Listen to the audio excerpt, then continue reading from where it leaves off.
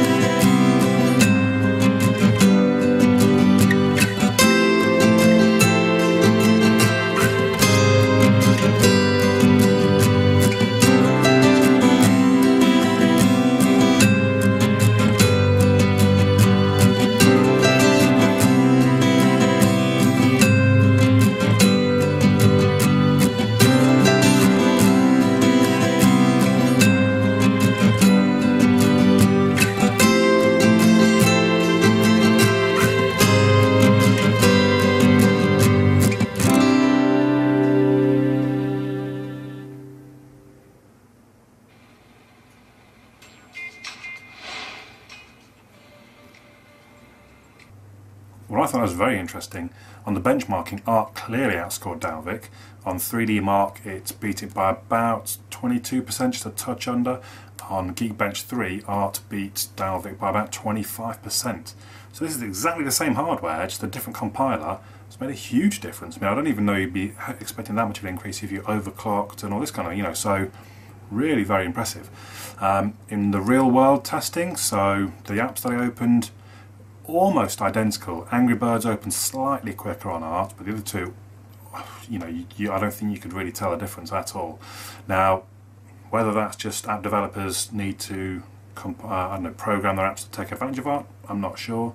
Whether that means that actually Art in use isn't really that much different, I don't know. But then how did it score so much better in the benchmarking? Maybe that just means, opening an app is perhaps too easy an operation. It's more about read-write speeds rather than sort of computing power. Whereas calculating physics and drawing the graphics in a game where it gets quite intense, that's when Art really comes into its own perhaps.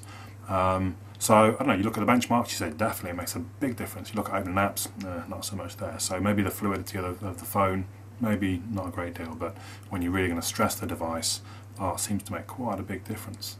So, hopefully that's been of interest to you.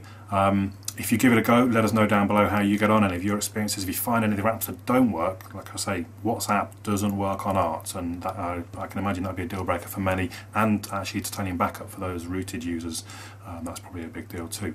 If you find any of the apps, please let us know, because the better informed people can be before they go into it. If you do switch to Art, you can switch back. That's actually even quicker than going to Art, so don't worry too much if you switch over and find your favourite app doesn't work. But let us know your findings in the comments down below. I'll catch you all again soon.